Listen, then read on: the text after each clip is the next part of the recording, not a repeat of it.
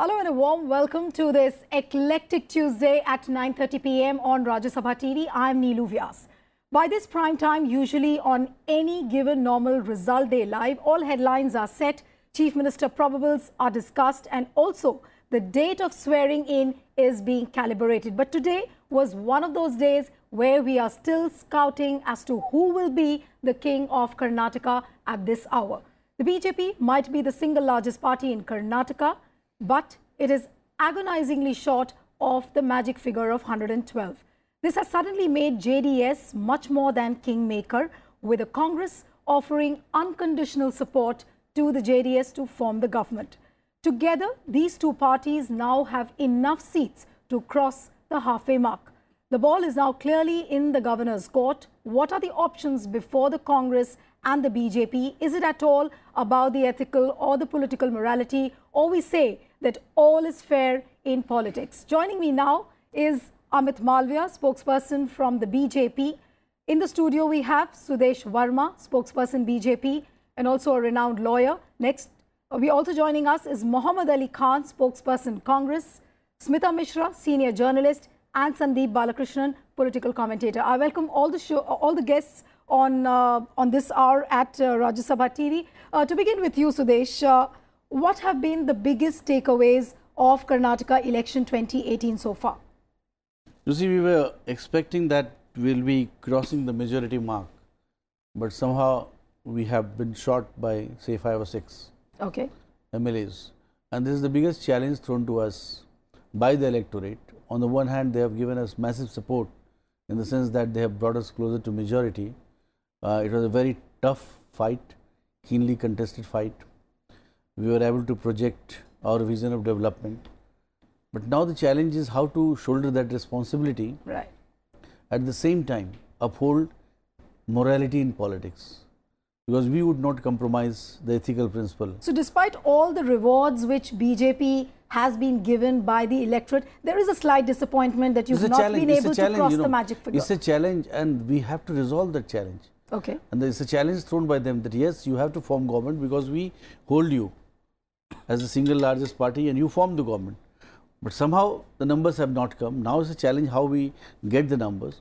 So the first thing is that our Chief Ministerial projected candidate, because none of the people like Kumaraswamy or others, had Siddaramaiah ji gone and a state claimed, then he was the projected candidate of, but not of Kumaraswamy. Right. So Yediyurappa ji is the projected candidate of CM if BJP comes to power. So in that sense, he has the complete mandate of all the MLAs who would be who have won, and he has gone in a state claim. And we feel that going by constitutional principle of single largest party being invited to form the government, which was failed when Vajpayee ji was invited to become the Prime Minister. After 13 days, he had to resign because he could not muster the majority. But the majority has to be tested on the floor of the House. Right. And the person who becomes the Chief Minister should be given a chance. If he is not able to, then he would resign. And other forces had come together. Right. But this basic principle we are arguing, and it has been upheld by the Sarkaria Commission, it was upheld by SR Bommai and also the Supreme Court. And we hope that this principle would be followed, and we would be able to prove our majority on the floor of the Assembly. Right. Let me go across to Mohammad Ali Khan, who joins us from the Congress office. Mohammad Ali, again, a very good evening to you. We met in the afternoon, and now I'm back again to you with the same questions. Are you still disappointed, or are you hopeful that you are going to form the government along with JDS? Disappointed, yes, because we did not get the kind of numbers we expected. Of course, we were much more optimistic in the morning, but ultimately the decision of the people has to be respected. In response to your second question, we will be forming the government because I was listening to Mr. Sudesh Verma ji, a dear friend of mine, wax eloquent about the constitutional right of the single largest party, and I feel compelled to draw his attention to the writings of Mr. Arun Jaitley on March 14th, 2017, when he argued against that principle. I would like to draw his attention to the fact that when they formed governments in Goa, Meghalaya and Manipur, they didn't seem encumbered by that principle. In one case, they had 2 seats, yet they went ahead and staked the claim. Right. Number 3, we challenged this position in the Supreme Court. We went on March 14, 2017 to the Supreme Court, and thereafter we asked the Supreme Court, and a 3-judge bench headed by Justice Keher did not, we argued the same thing that Mr. Verma is saying, that the single largest party should be called. So Mohammed, you did not affirm any such so principle. Basically, what my takeaway from what you're saying is that you're trying to justify one wrong by another wrong. But let's Sudesh answer on this. Yes. To set the matter straight, Mr. Khan, you being a lawyer, you would know that, you see, no doubt you were the single largest party in Goa and also in Manipur, but the mandate was against you, and 2, you did not stake the claim. You have to stake the claim, because you do not become automatically eligible to be called unless you stake the claim, because the governor doesn't know whether you are actually interested in forming the government or not. You have shown that keenness, and in this case, this has happened. These are 2 distinct cases, and that is why the court did not rule in your favor. In fact, this looks like a total conundrum at the moment. The way BJP and Congress have got into a blame game of how to stake a claim to the government, and obviously all scenarios are thrown open before both the parties. But I would like to come to you, Sandeep.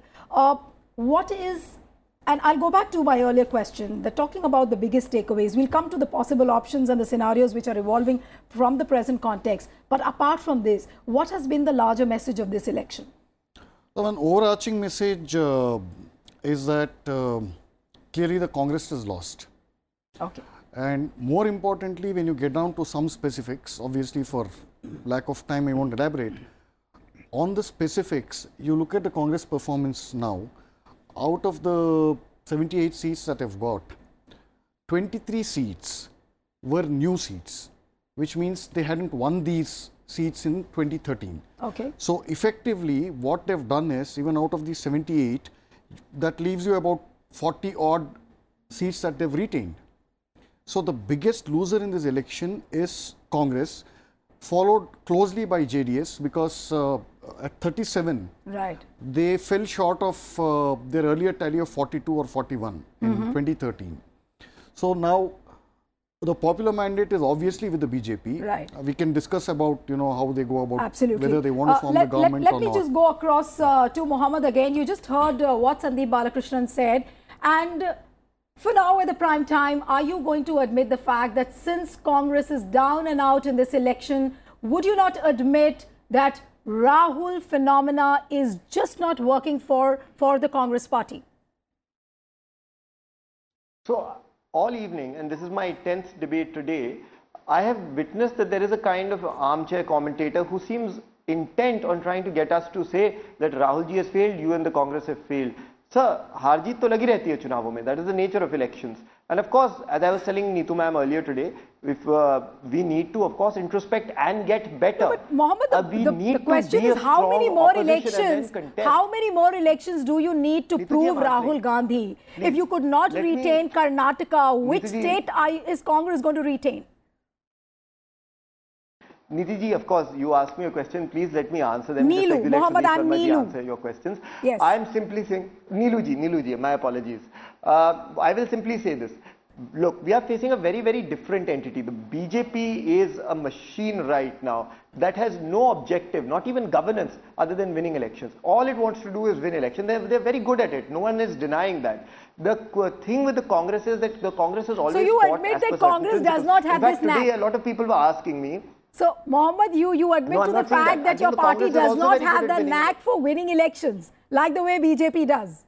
At all, Neeluji. I am saying the opposite. I am saying the BJP resorts to clandestine and underhanded tricks, and we have learned to combat them like we did today. You saw the aggressiveness with which we moved, Neeluji. Immediately we went to the governor, with something these people did not anticipate. Their leader was almost on a plane to Delhi. Their leaders, central leaders weren't even in Karnataka. Okay. We are learning from them, Neeluji. We are going after them, and we are going to show them what a resurgent Congress looks like. And finally, this to the gentleman who spoke before me. Sir, I said this to Neeluji earlier also today. I don't think the BJP doesn't take Rahul ji seriously. I think they take him way too seriously, because whenever he tweets, of 140-character tweet. 4 cabinet ministers come out to talk about it, to speak out against it. He gave an off-the-cuff remark answer with regard to a prime ministerial question, and the prime minister the very next day came and started telling the people, please no, don't take it seriously. So I think the BJP does take Rahulji very, very seriously, and I think they should. Can I respond? Okay. Just a minute. Yeah, I'll just come to you. Let me get in a comment from Smita. Certainly. At this point of time. How do you see the situation evolving? Like BJP so far has not been able to stake claim to the government, though they are quite hopeful that they will form the government. Congress has offered an unconditional support to the JDS. We don't know how the scenario is going to evolve, but both sides look very, very hopeful at this point of time. So what is your assessment at this point of time? No, it's very clear. First of all, the BJP has staked claim to form government. It's just that the governor has not invited anybody yet. Mr. Yediyurappa went precisely for this, along with a few senior central leaders accompanying him, to say that, look, we have emerged as the single largest party. So therefore, even if we may be short of majority, we do enjoy the mandate of the people, and therefore we must be invited and allowed time to prove our majority. Right. Now we have to wait for the Raj Bhavan to see who is asked and invited to to form their government and prove their majority on the floor. Ultimately, whether the governor invites Mr. Yediyurappa first or the Congress JDS combine first, whichever claimant is asked to come, they will have to prove their majority on the floor of the House. Right. And like Mr. Sudesh Verma said earlier in the show, if that particular X or Y combination is unable to prove their majority, they will simply have to resign. And many people have resigned in the past in assemblies, even in the centre. Mr. Atal Bihari Vajpayee had to resign because he was invited to form government and he could not prove it on that particular day. Mr. Nitish Kumar was invited in Patna, he had to resign because equations did not work out in his favour and there was a re-election. So what I am saying is there is no reason for political parties to get so worked up. Let the governor exercise his powers. The Raj Bhavan is very empowered in such situations whenever there is a fractured mandate. Because let me tell you that the governor is not only bound by the fact that he has to call the single largest party or the first pre-poll alliance. Right. The governor has to examine certain options before he takes a call on the move. He is free to consult constitutional experts. Obviously, so it can't be a knee-jerk reaction coming from the governor. He has to assess, first of all, who gets the first claim to the mandate. If it is not clear, he has to give them a chance to prove themselves. Right. And if they are unable, there is always the option to go for the second best claimant. Right. At the same time, before he makes his invitation to form government, he will also assess the possibility of who will give the most stable option to the state. Because the governor, being the custodian of the constitution in the Raj Bhavan, has to ensure that the mandate is reflected properly in his decision. At the same time, he must ensure stability for the people. Right. But now, since the ball is totally in the court of the governor, and a number of nihilists have already started raising questions on the governor's conduct, even before he has even called any party who is going to stake claim to form the government. They've started raising questions on the conduct of the president, how he could probably prove to be a BJP person. So all those kind of, if I could say, it's a bad press for the governor. So in this kind of a scenario, how does BJP contain this kind of a narrative? How do you really restrict this kind of a narrative from evolving? We respect institutions that have been created after a lot of labor. You know, Congress questioned the Election Commission also during the campaign. When it realizes that it is on the verge of losing, it questions everything, because Congress is fighting, a war, and they know that if they are not there in Karnataka, it would be very difficult for them to, win in other states. And imagine, it cannot be more unethical, because the mandate is against the Congress. Why it is against the Congress? Even the JDS, you see the campaign, you just roll back your own tape and you will see that they was talking about corruption of Mr. Siddharamaia. When you blame Congress on this front, Congress always gets back at BJP and says that, look, when you did this in Goa and Manipur, it was the same thing. No, we did not do. I told you that why we were ethical in Goa and Manipur. There was no question on that. Congress is trying to misinterpret. There was no claimant. Okay. We made the claim and then the governor invited. And when we made the claim with numbers. Congress was caught napping. So it is not our job to egg on the Congress to go make your claim, otherwise we will make claim. Okay. This is politics. So if we got alliance stitched together, so we staged our claim. Congress had not met the government. There is absolutely no unethical ethical problem in that way. So here the mandate is against the Congress. JDS abused the Congress. You can just take out on Hublowar, Siddharamaiah, corruption. So what brings you together? People of Karnataka have voted for anti-Congress. Absolutely. Okay, so if the same Congress stages a comeback through backdoor, are you not subverting the mandate? Okay, that's the whole issue. Let me go across to Mohammad Ali Khan. Mohammad, you just heard what Sudesh said. Is it a matter of sour grapes? Because you don't have anything in hand, so you get into some kind of an unethical blame game for the BJP. Is it a matter of sour grapes? Well, I think both of Sudeshji's points are obviously self-defeating, and I'll explain why. Sudeshji talks about the fact that we didn't stake a claim in Goa, and then he talks about the fact that you have to be invited, and then he talks about the fact that ultimately, because we were caught napping and so on and so forth, did that entitle you by virtue of being the minority, by virtue of being the party that had lesser seats and did not clearly have the majority mandate? Then Sudeshji raised a second point. He spoke about the fact that this is not the democratic way and they have the popular mandate. They don't need to, Neeluji, as you know yourself. Today, we have 38% of the vote share, which we discussed earlier today. They have 36% of the vote share. By their own definition, we are a greater representation of the wishes of the majority. With the JDS, we are 56%. 50% With JDS, we are 56%. And you said the moral victory was yours. So let us take your own estimation of the representation of the majority, because you're right. That is what a democracy is. The numbers that count, no. Mohammed, what I can't understand at this point of time is that how is Congress trying to maintain a moral high ground at this point of time? How do you really explain yourself? We are not being sanctimonious or taking a moral high ground. We are simply using the same techniques they used against us, and now they're getting a taste of their own medicine, and they are... No, don't worry, you can use that, but you are not going to win. And taking refuge behind the constitution. But I'll tell you, Sudesh Verma ji, one thing. What ma'am said earlier, the lady who was speaking before him, she made a lot of immense sense. The truth is, why are you so afraid? Let us stake claim. We'll prove a majority on the floor of the House. No, but you are being unethical. Ethics in politics is important. If you had the numbers, you should have sat out. Sir, because the mandate is against you. Before you use the word unethical, out by my colleague here in the studio, to your leader, Mr. that actually you lost most of the seats. Lengthy and very eloquent piece defending your decision. So when you say it's unethical, you are basically chastising your own leader, Mr. Arun Jaitley. So you are subverting the whole process. You will come again and you will create problem for people of Karnataka. That is why they voted against you. Sir, we were willing to prove majority today. Just because 5 seats we don't have, the mandate goes in your favor or in the favor of you and JDS. Sir, the most ridiculous statement ever. This looks like a never-ending debate till the time, as what Smita pointed out, that till the time the governor doesn't invite any of the sides.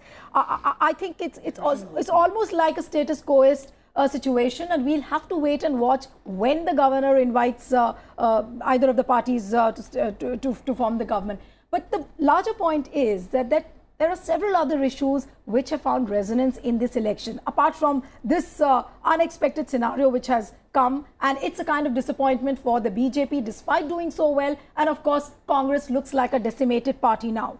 But apart from this, I mean, the larger takeaways which we were talking about, which are the factors, the micro and the macro factors, which have really worked in favor of the BJP? Right, so at the macro factor, I really can't, unless you count Mr. Modi's rally in the last 10 to 12 days. But that has been the clincher. Yeah.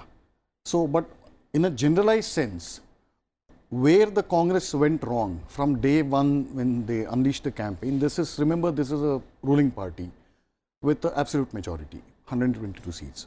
So, where they started going wrong was in not kind of formulating a proper narrative that would not only beat anti-incumbency, but even project whatever good work or whatever development they've done. So once what happens, you go to this extraordinarily dharmic place like in coastal Karnataka. So in Dharmasthala, for example. So this is revered by millions of people, second or third only to Tirupati in terms of pilgrims. So Mr. Modi goes there about a week or month before that. and then Mr. Siddaramaiah goes there and he tweets, I've eaten fish and I've gone there. Does it make me a bad Hindu or whatever? Now, what is the kind of message that you send out to your electorate in such a region? So, on the other hand, you tout about all these Anna Bhagya and all that. Simultaneously, you get a media report saying that, the kind of scam that is going on there. So, there is no overarching narrative which says, this is why you should vote for me again. But Smita, is not the larger message from this election as we take as of now is that the regional politics is getting more and more circumvented. There's more place, there's wider place for the nationalistic issues, the larger issues which are which rally around the politics of performance. That is making way because regional issues like the Kannadiga pride, the state flag, keeping the Hindi narrative out of the election, the way Siddaramaiah had tried to whip up sentiments. So that really did not find space at all in this election. No, there are two issues here. The first is, when does a leader have to go and rake up these issues? A leader has to rake up these issues only when he realizes that the so-called good work that he has done is not getting much traction among the people. So something else has to be done, something more has to be done, which will divert the discussion and the campaign talking points onto something else. For example, you have a 5-year mandate with a clear majority in the assembly, and you are not worried about the demands of the Lingayat community for 4.5 years. Just before the elections, just when the state is about to go into elections, you suddenly realize that the Lingayats had a demand for the past few decades. Let Mohammed respond on this. I have not completed. My point is, if you were really so worried about giving about the welfare of the Lingayat community or their demands, you would have thought about it well in time, so that there was an occasion to do something about it. But you come to the elections and make that announcement only because you want to break their vote bank, not because you want to do something for the Lingayats. On this point which Smita has raised, that you accorded the Lingayat, the minority religious status to the Lingayats just because you wanted to reap political gains. So did you get all this wrong, and did Siddaramaiah could not see the writing on the wall? He was in fact sure that his Anna Bhagya schemes or whatever work the pro-people work which he did and panned out across the state was not giving him awards, and that is why he resorted to this kind of a politics. Did Siddaramaiah get this wrong on this front? Well, first to respond to Smita ji, I genuinely appreciate your question, and it has been asked of us multiple times in the campaign trail. It has been asked and answered also multiple times. So I will basically tell you what we've said there. It wasn't an overnight decision. Such heavy decisions never are. When Siddaramaiah ji came to power, Smita ji, and you can verify this, he instantly set up a committee almost within a year of his coming into office. This committee, as you are aware with other bureaucratic norms, invited stakeholders and consultations. The file is available for anyone, and anyone can look at the contents of the file.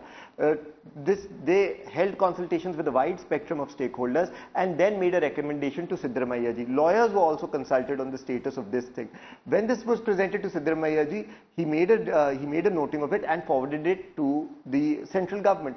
And you will note that Mr. Yediyurappa became conspicuously silent during this entire period while Amit Shah ji attacked him, because Yediyurappa ji knew exactly the process that had been set in motion, and he had supported it. He couldn't criticize it after that. If it was indeed an overnight decision, the harshest critic would have been Mr. Yediyurappa. But Mohammed, whatever explanation you gave, I can see where you're coming from, but the truth is it's not correct. Whatever explanation Congress party might give at this point of time, but the fact of the matter is that the Lingayat card did not play well as far as Congress is concerned. I'm really running short of time. I'll have to wind up the show. Maybe.